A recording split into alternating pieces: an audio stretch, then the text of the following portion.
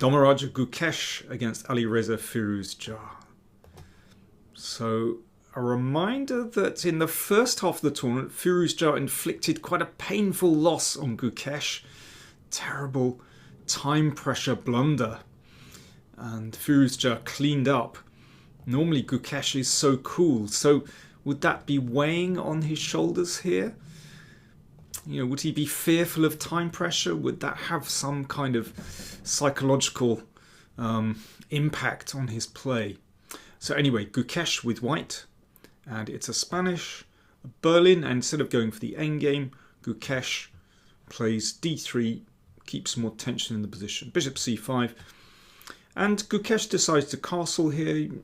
Bishop takes c6 is the most popular move here.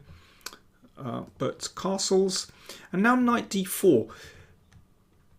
This looks a little bit weird to move this piece again, but actually it has a good reputation. I mean, it stops white from exchanging here and rather leaves that bishop sort of dangling in the air on b5. Yeah, I mean, black does pretty well from this position. The most popular move is bishop a4, but bishop c4 played very quickly from Gukesh. That's a little bit inaccurate, because if you put the bishop back to a4, then sometimes there's the option of going back to c2 in one move. Bishop c4 is unusual, and in fact Firouzja comes out of the opening very well indeed. There you can see the bishop has had to go back, and yeah, it might land here anyway. a5. This gains space, but also gives the bishop the option to fall back on to a7, so maintaining its position on this diagonal. Knight c4, and there you go, bishop a7 keeps its active position. It's nice for black to gain space with a5 anyway. And knight e3 from Gukesh, that was his first really big think. Spent almost 20 minutes on that move. I think Gukesh must have realised that he'd played inaccurately and was struggling to find any advantage here. I think we can see that you know, black has a very regular pawn structure, very easy development for these bishops. The knight is on a good square. I mean, I don't think there's any reason why white should have the advantage in this position. Queen f3. I mean, if this bishop were the other side of that knight, then I'd be saying, well, this looks very pleasant for white. But with the bishop blocked by the knight, then that's a problem. And d5 from Firouzja, and everything is fine for black. I mean, if you can achieve this d5 break, then black is doing absolutely fine in this position. So, for example, if pawn takes pawn, you push the bishop back, and you can see that that's a lovely centre for black. So Gukesh just fell back with the bishop, just preempting a4.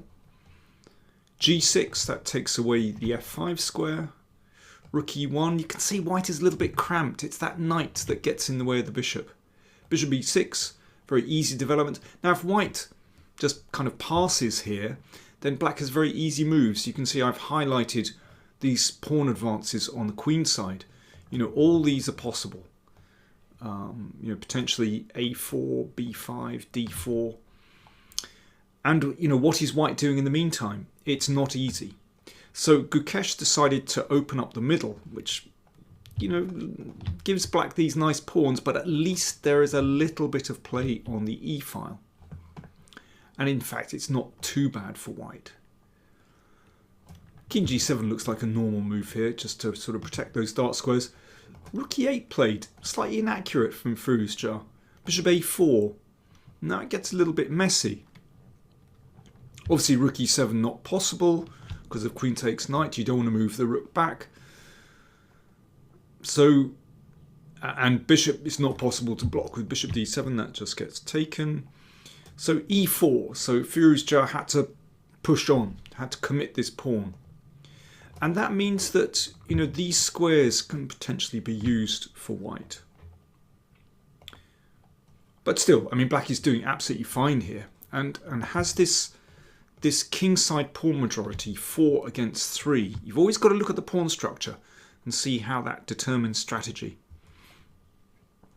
Okay, I'm gonna just pause for a moment and ask you, how would you play with white? Because Gukesh certainly hasn't solved all the problems in the position yet with white. So white to play, what would you do? Okay, you ever think, I'll have a drink.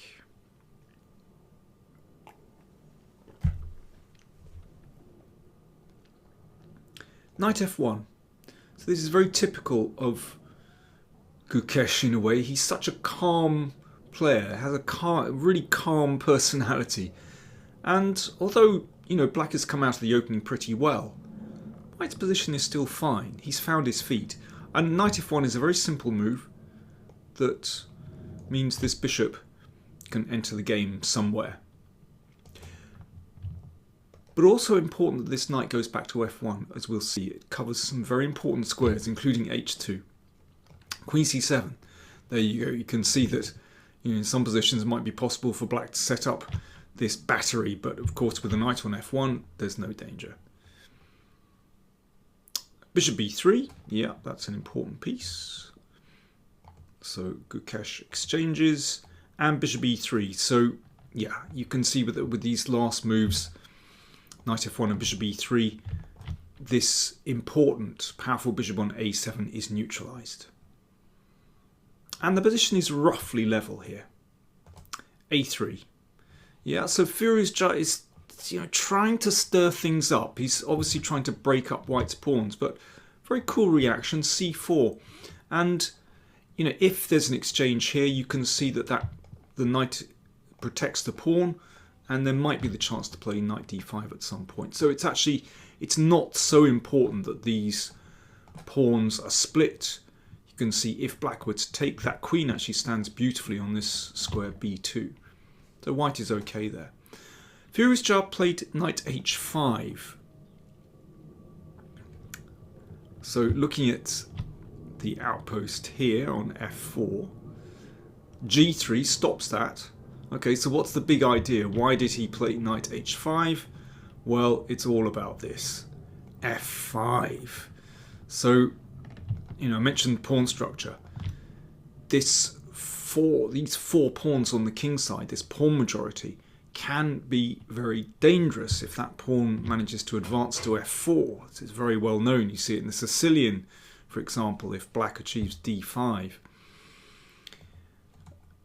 So this raises the stakes, and is so typical of Firouzja and his style. You know, he's very aggressive. But actually, Gukesh said afterwards that he was very pleased to see this move because it does expose black's king. That's the problem. So an exchange on c5 and rook d1. Right, well now we can see some of the disadvantages of the way that Firouzja has been playing. So he's been concentrating on the king side, but Gukesh simply puts a rook on the open file, and this is always going to give him counterplay. Rook f8. So Alireza swings over, these rooks looking nice, you know, about to support these pawns. And this is tricky. Rook d5, rook looks great there. Queen e7, and now, before black gets an opportunity to play f4, Gukesh plays f4 himself. Very nice, exploiting the pin. Obviously that can't be taken en passant. Knight f6, the knight comes back to somewhere more sensible, and the rook goes back to d2. Yeah, I think very sensible to maintain the rook on the open file. g5, here we go. So typical Firouzja. He's raising the stakes. You know, he's intent on attacking.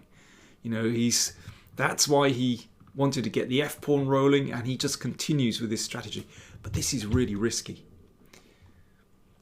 because it does not only expose white's king, but black's as well. Now, if you wanted to be more sensible, if you were I don't know, you wanted to calm things down, then you could simply occupy the d file. And I think there would probably be an exchange of rooks. It's about equal. But g5, well, all bets are off after this move. Knight e3, great blockading square for the knight. This is absolutely beautiful. Looking at f5, looking at d5, and making sure that that e-pawn is going absolutely nowhere. Exchange on f4. Queen f7, you can see both kings on the open file. So king h2. So whose king is safer here? Well, the king looks pretty safe on h2. And you can see that white's rooks look very good. That knight looks beautiful. That queen might be able to enter the game. And yeah, is black's king as safe on h8 as this one? Probably not, because it could get checked on this diagonal, whereas this diagonal is closed. So it's looking quite nice for white now. But this rook swings over. So it's an extremely unclear position. Rook d5, nice move. Hitting this pawn. Knight g7. Right, well that's the first indication that things, I think, are turning in white's direction.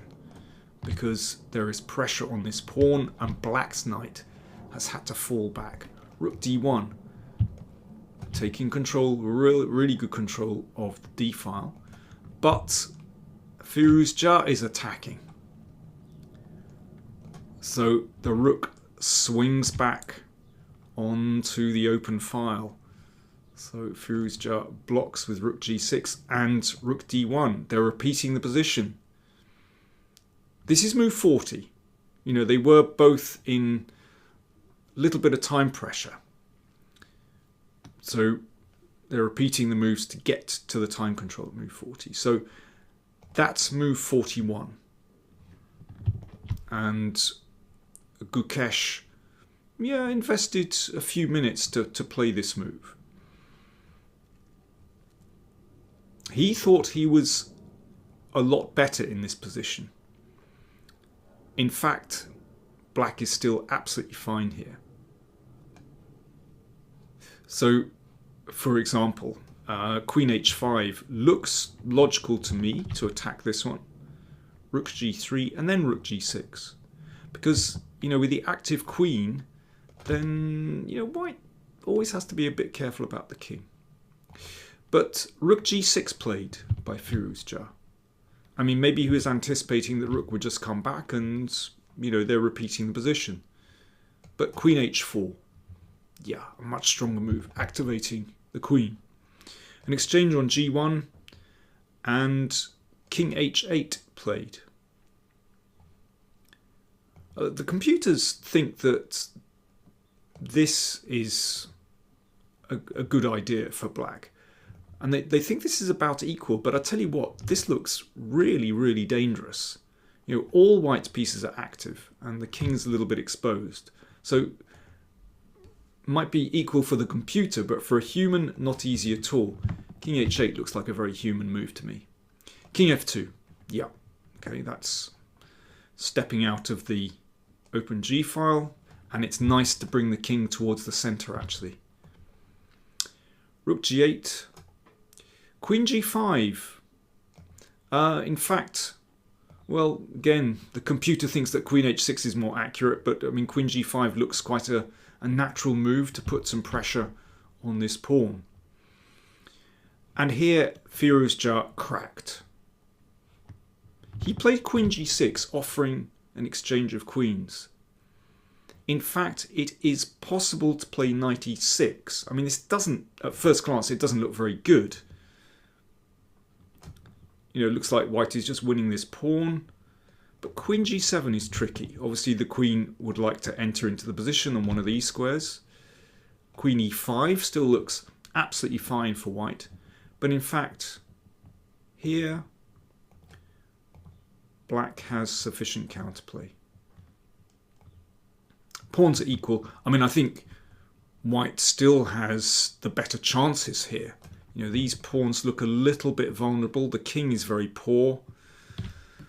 But the computer says that if black plays accurately, it should be a draw. Anyway, that was the way to go. But queen g6, this endgame is dreadful for black. Very important move. Next move. You have a little think. What should white play here? What did Gukesh play here?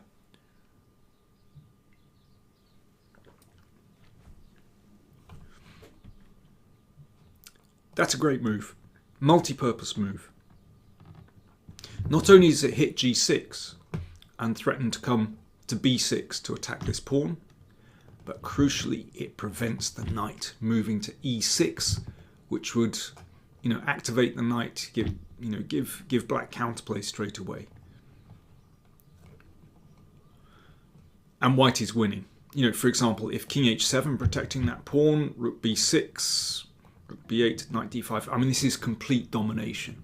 You can see black's pieces are absolutely dreadful, and there's not a lot to stop the advance of the c pawn. So, rook e8 played. Rook takes g6, thank you very much.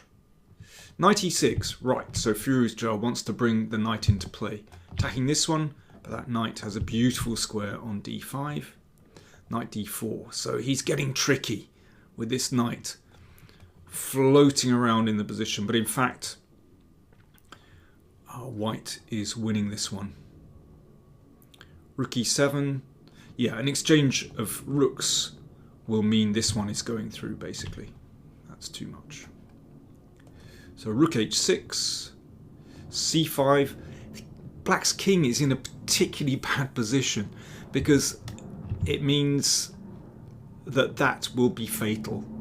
It'll be a check and probably even checkmate. So, when it comes to some kind of race or, this is really fatal when the pawn reaches the 8th rank. Knight d4. A little bit shuffling here, a repetition, and then Gukesh realized after some calculation that he could just advance these pawns. Rook goes back, rook b7. So this is just about supporting these pawns, pushing the pawns through. You can see the king, black's king, is still in this desperate position on the 8th rank. And rook c7, so it's just making way for the b pawn to push through. And here Firouzja resigned. So if, for example, rook b2, b7, and then two threats, either rook c8 and b8 or knight b6, closing out the rook, and b8 and queen.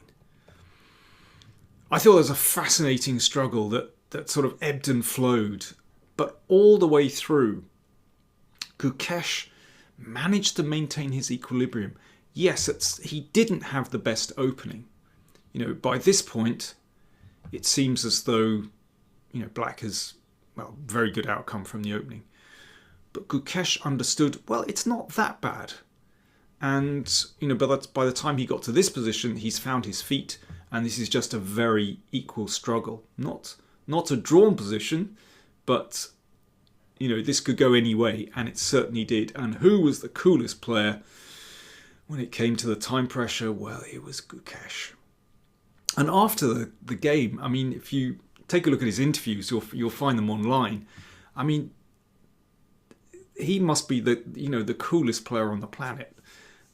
He's just extraordinary. 17 years old, and he just manages to maintain such focus, and he's so calm. He said he practices yoga and everyday sport. He does sport every day, like tennis, and maybe that helps. I don't know. But I think it's just his personality. That's just how he came out, basically. So